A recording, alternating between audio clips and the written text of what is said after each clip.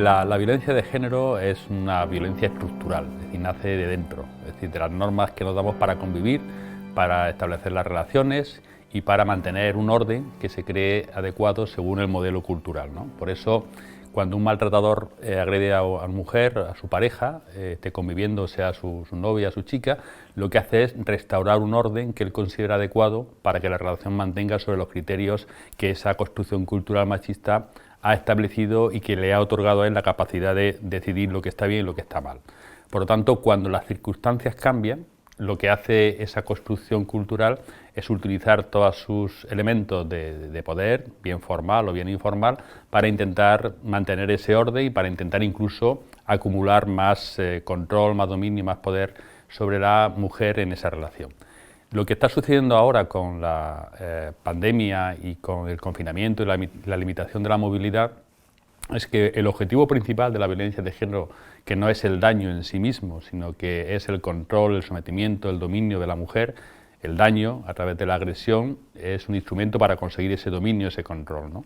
Pues el confinamiento y la limitación de la movilidad lo que está dando es el instrumento ideal, el sueño deseado a cualquier maltratador para poder plasmar en términos de realidad ese control y ese sometimiento, puesto que las mujeres que están sufriendo la violencia para ser controladas van a tener mucho más difícil poder salir, poder romper, poder denunciar, poder buscar ayuda fuera de la relación. Esa situación de confinamiento, de limitación de la movilidad, se está traduciendo en un incremento de la violencia. Un incremento de la violencia a través de lo que es la violencia psicológica, también de la violencia física, y ahora estamos viendo elementos relacionados con la violencia sexual, que siempre está presente, porque ya la OMS recoge que aproximadamente en el 40-45% de los casos donde hay violencia de género también hay violencia sexual. Pero ¿qué es lo que el confinamiento ha traído como diferencia? Pues primero la limitación de la movilidad y la dificultad para salir, ¿no? Pero en segundo, los estudios sociales están indicando que se ha producido un incremento en la venta de bebidas alcohólicas y un incremento en el consumo de pornografía aproximadamente del 87%. Esos dos factores facilitan la respuesta violenta, puesto que la intencionalidad ya está presente, y lo que sí facilita es poder plasmarla a través de conductas, aquello que de alguna manera se ve facilitado por el ambiente.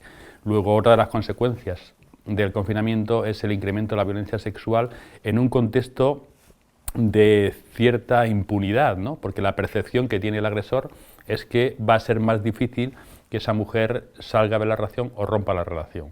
Por lo tanto, la consecuencia inmediata que está produciendo el confinamiento a la hora del seguimiento, que es una disminución del número de denuncias, no debe tomarse nunca como una disminución de la violencia, porque la violencia está continuando, está aumentando según los datos que facilita el confinamiento y también los datos que estamos viendo a través de las llamadas al 016 y las conexiones a través de la línea de WhatsApp que han abierto, que se han disparado. Por lo tanto, hay más violencia. Lo único que se produce o se mantiene en el espacio, digamos, del hogar, amparado por esa limitación de la movilidad y por esas paredes que han actuado como cómplices, están actuando como cómplices para que los agresores sigan ejerciendo la violencia.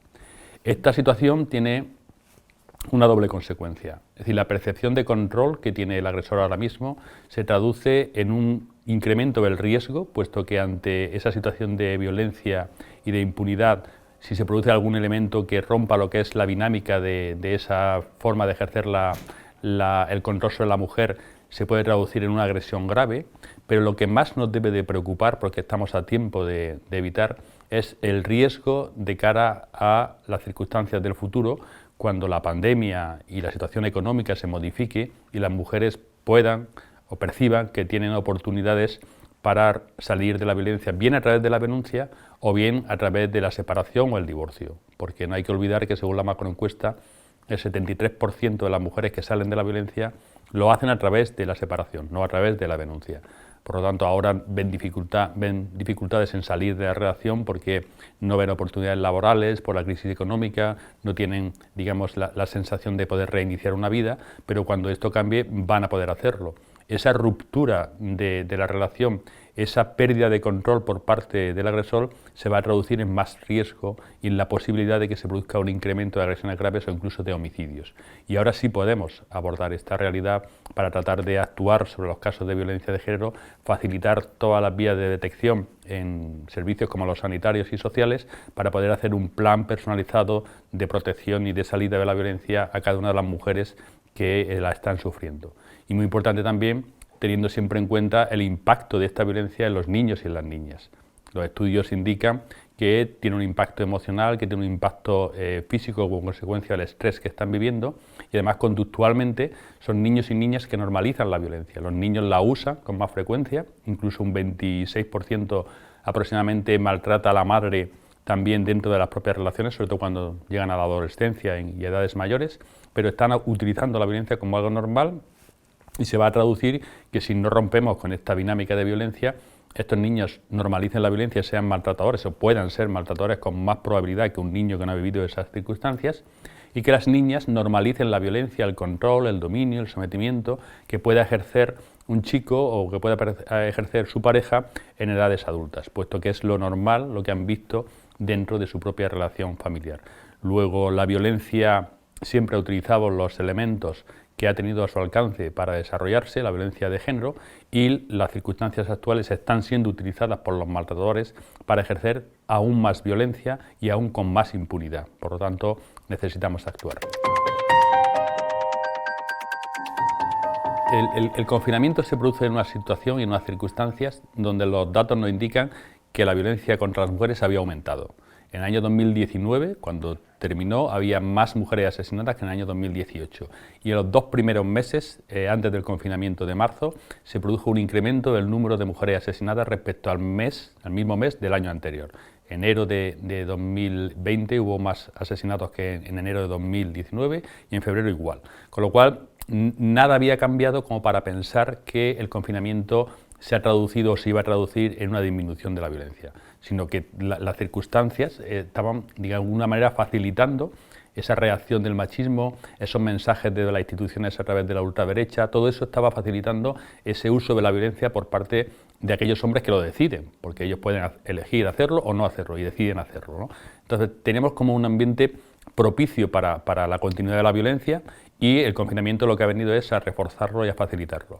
Entonces tenemos que actuar porque esa acumulación de violencia se traduce en un mayor riesgo y el mayor riesgo en la probabilidad más alta de que se produzcan agresiones graves o incluso el femicidio, el homicidio, asesinato de las mujeres, sobre todo cuando rompan la relación. ¿Qué es lo que tenemos que hacer?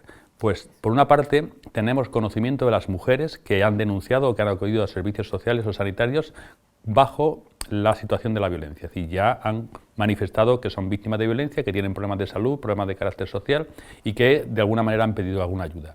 Con esas mujeres tenemos que establecer unas vías de contacto para saber e identificarlas, establecer los mecanismos de citación o de reunión para, bajo cualquier argumento, poder hablar a fondo de su situación, de cómo se está desarrollando, de cómo la han vivido, de cuál es el impacto sobre ellas, sobre los hijos y las hijas. Todo eso tenemos que conocerlo y ver las opciones, manejar con ellas distintas opciones para abordar esa realidad y aportándole el riesgo que se está acumulando en estas circunstancias. Entonces, tenemos mujeres identificadas porque ya han contactado con los servicios de atención, bien fundamentalmente sanitarios o sociales.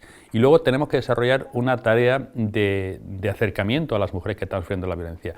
No esperar a que sean las mujeres las que acudan a los centros o a las instituciones o administraciones, porque ya sabemos que la propia construcción cultural machista dificulta e impide esa situación. En las circunstancias más favorables, el porcentaje de mujeres que denuncia es un 80% o un 75-80%. Es decir, la inmensa mayoría, en las circunstancias más favorables, no denuncia. Si estas circunstancias no son favorables, el porcentaje de denuncia va a ser mucho menor. ¿Pero qué podemos hacer? Pues acudir a donde las mujeres están. ¿Dónde están las mujeres maltratadas? El 100% de las mujeres maltratadas, en consultas sanitarias. Por lo tanto, lo que tenemos que establecer es un cribado universal, que ya está definido, para sistemáticamente a cualquier mujer que acuda a un centro sanitario hacer una aproximación para conocer cuál es la relación familiar, la relación de pareja y entrar directamente, cuando las circunstancias lo definan, que es un acercamiento progresivo, entrar directamente a preguntar sobre estas cuestiones, que es algo que las mujeres quieren. Es decir, que en una reunión en Latinoamérica recuerdo que se estaba hablando de la situación de violencia de género y una compañera nos expuso un caso de una mujer que había tenido 4 niños, llevaba prácticamente 30 años con el mismo ginecólogo, y en una revisión, después de haber tenido el último niño, en una revisión el ginecólogo percibe algo extraño en el relato que estaba haciendo y le pregunta a la mujer, vaya confianza, le pregunta, ¿a usted su marido la maltrata? Y ella le responde, doctor, llevo 30 años esperando que usted me haga esa pregunta. Porque las mujeres no lo van a contar, pero sí quieren que les pregunte sobre esos temas cuando se hace de una manera adecuada. No se puede preguntar de cualquier manera. Todos los estudios que hemos hecho en ese sentido indican que por encima del 90-92% de las mujeres, cuando se le plantea si le parece bien que su médico o su médica le pregunte sobre estas cuestiones, dicen que sí. Evidentemente, si dicen que sí, es porque saben que tiene sentido y que tiene consecuencias. Luego tenemos que hacer ese cribado, establecer esa detección de las mujeres que están bajo la situación de violencia y luego canalizar los recursos y las vías de salida, porque en algunos casos será de salida, en otros más de protección, en otras de apoyo, hasta que las circunstancias puedan ser abordadas. Pero evidentemente esperar a que sucedan los hechos o esperar a que ellas sean quienes respondan en unas circunstancias de construcción machista bajo el refuerzo del confinamiento es absurdo, porque eso no va a ocurrir nunca. No podemos quedarnos en esa pasividad, porque la pasividad siempre beneficia a la violencia de género y al agresor. El machismo juega con la normalidad. La violencia de género surge desde dentro para restablecer el orden según se considera a partir de esa construcción androcéntrica, a partir de esa construcción machista. Romper con las circunstancias que dan lugar a la violencia no se puede conseguir solo abordando los resultados de violencia, porque las circunstancias están generando más violencia. El ejemplo lo tenemos muy claro y muy gráfico en los homicidios. En España, a día de hoy, este año han asesinado a 41 mujeres. Ninguno de los 41 asesinos asesinó el año pasado a ninguna mujer, y el año pasado asesinaron a 57 mujeres. Ninguno de los asesinos de este año va a asesinar el año que viene, y el año que viene van a asesinar de media a 60 mujeres. Es decir, tenemos una sociedad capaz de generar 60 asesinos de media desde la normalidad.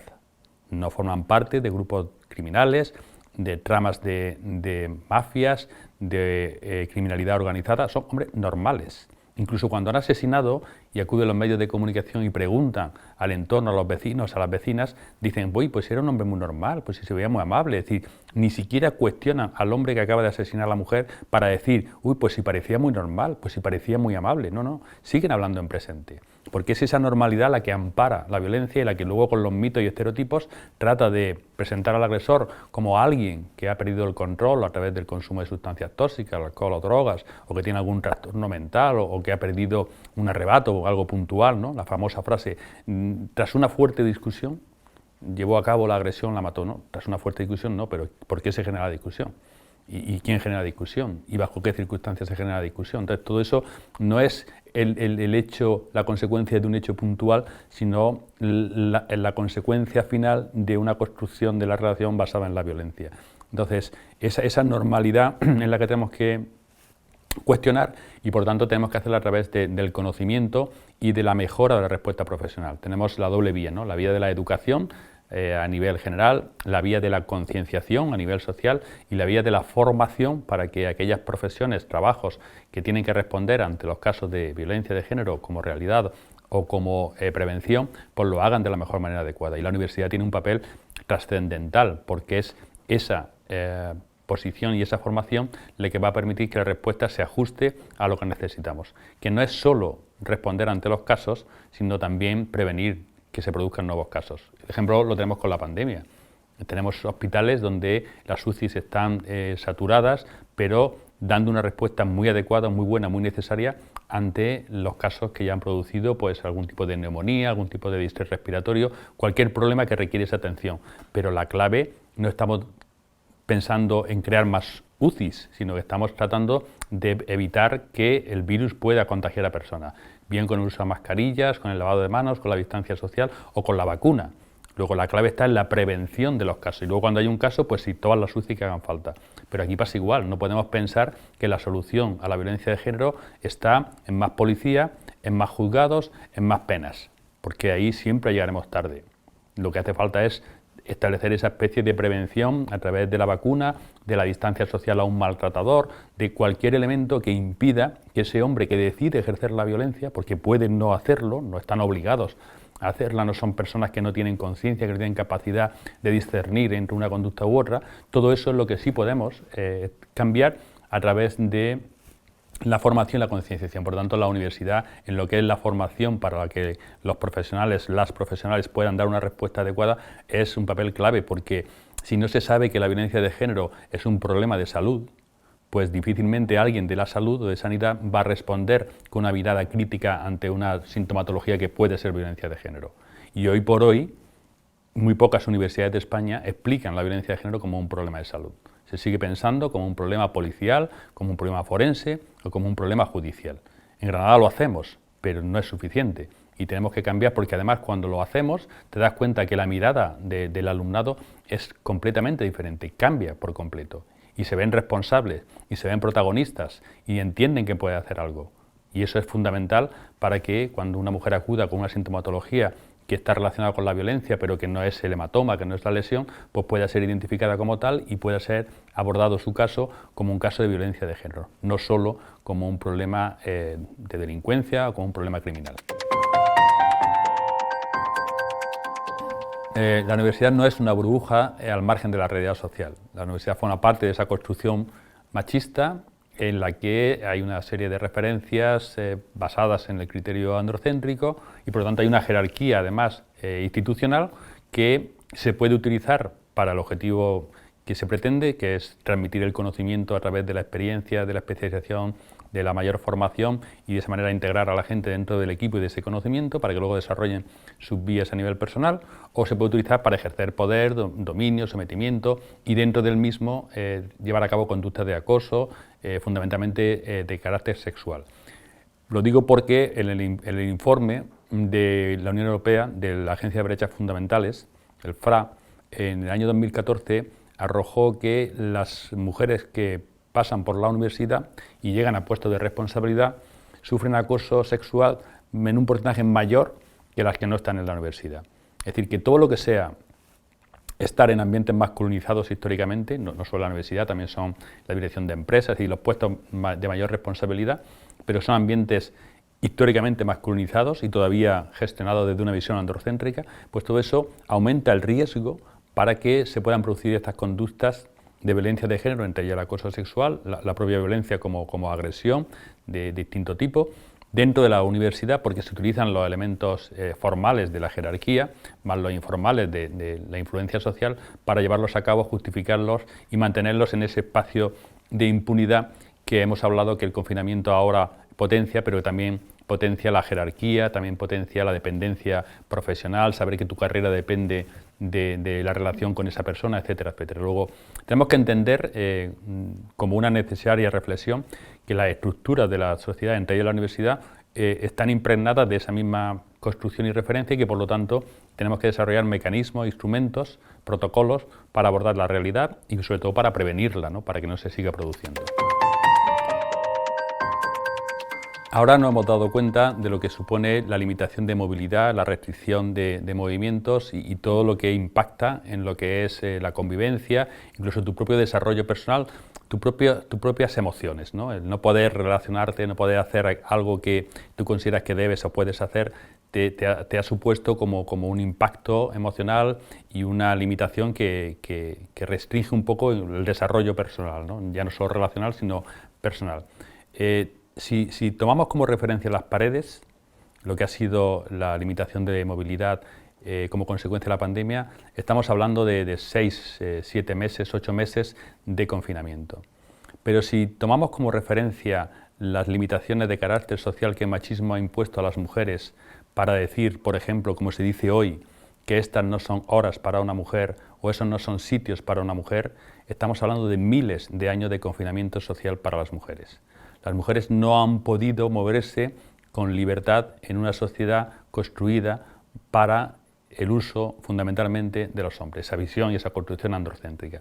Porque si se movían con esa libertad que los hombres teníamos para hacerlo, había el riesgo de que se produjeran situaciones totalmente negativas para ellas, incluso agresiones como la violación y las conductas sexuales contra ellas.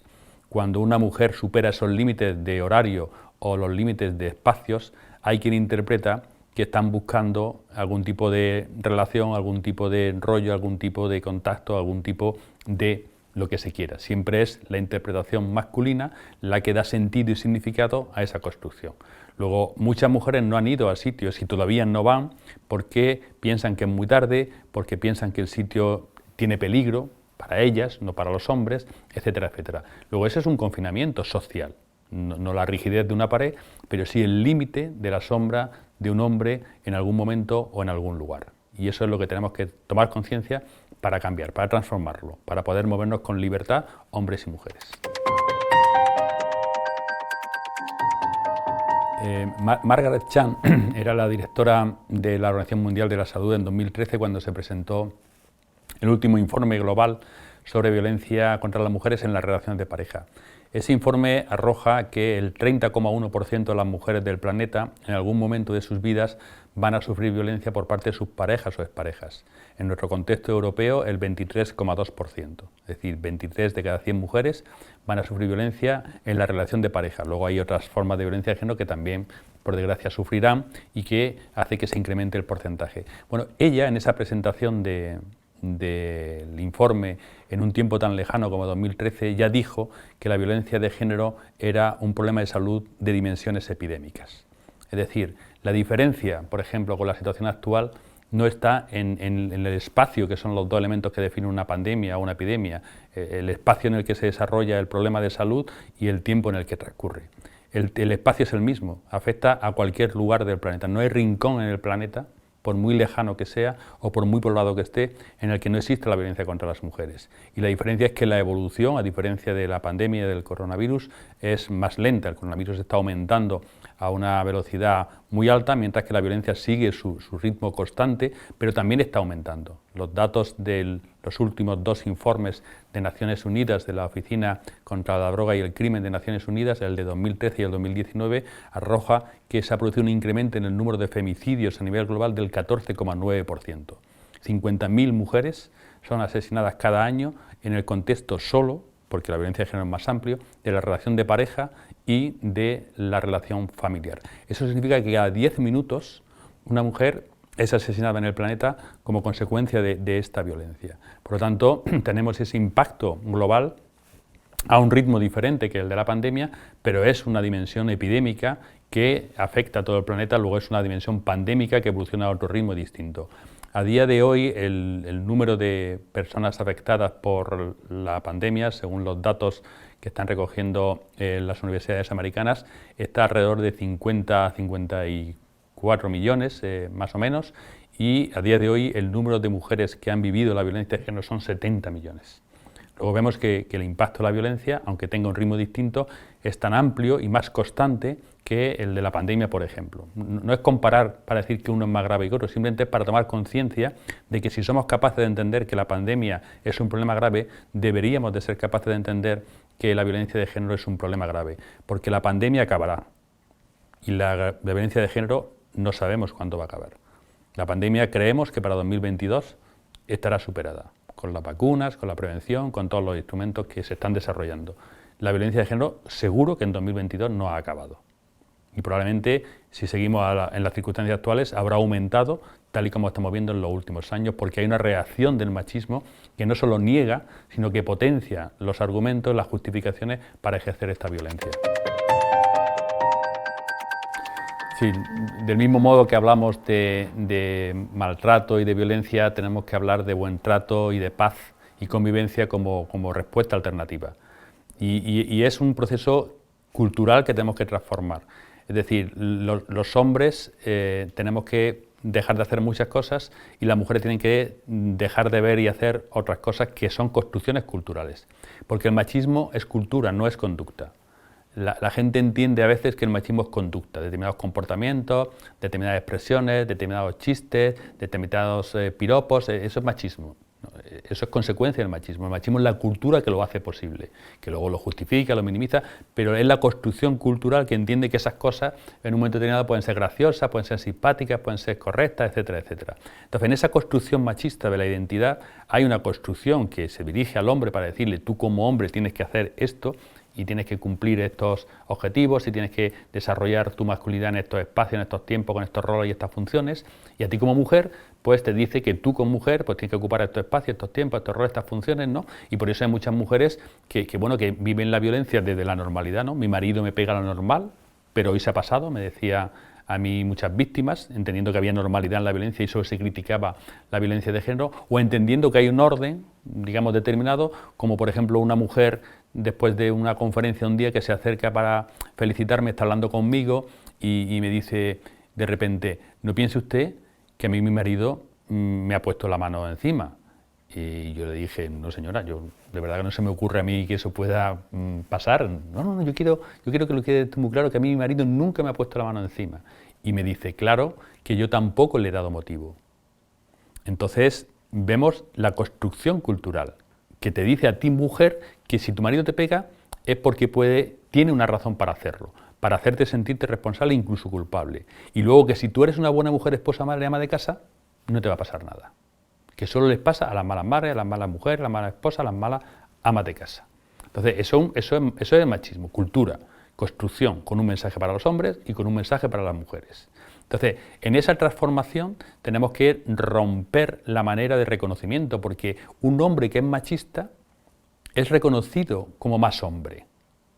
Y esos hombres machistas, gallitos, prepotentes, chuletillos, son reconocidos como hombres, incluso dentro del contexto, como hombres, digamos, deseados, porque son más hombres dentro del modelo de relaciones sociales en la juventud o en cualquier aspecto. Es decir, ese hombre, digamos, está erotizado para ser querido y deseado por muchas chicas jóvenes. Y lo hemos visto en los institutos, lo vemos todavía incluso en las aulas, como el gallito pues tiene como mayor atención, ¿no? Entonces, cuando hablamos de transformación social y cultural, no estamos hablando de cambiar las conductas, que es fundamental, sino cambiar la referencia para que las conductas y el significado de las conductas también se modifiquen. Y en ese sentido tenemos que cambiar la mirada, el interés, el deseo, el componente erótico del gallito, prepotente, chulillo, autoritario, machista, y situarlo en hombres que rompen con ese modelo. Y todavía es un proceso que no hemos conseguido, es decir, que todavía hemos trabajado, ha habido tesis doctorales en las que las chicas reconocen que cuando tienen un problema lo comparten con un chico, digamos, profeminista, a favor de la igualdad, que las escucha, que empatiza, que le da buenos consejos, que atiende a sus circunstancias, que las acompaña y son sus grandes apoyos, pero luego para tomarse cañas o copas se van con los malotes, en términos gráficos. Entonces, y además lo dicen, me acuerdo que había una profesora que decía, hablando con las alumnas con las que estaba realizando el trabajo, decía, sí señor, pero es que no nos ponen, es que estos chicos no nos ponen, para contarles los problemas sí, pero para salir de fiestas no. Entonces, bueno, eso es parte de la transformación, son parte de las trampas que el propio machismo sitúa para que el interés se sitúe en aquello que ellos deciden que es interesante.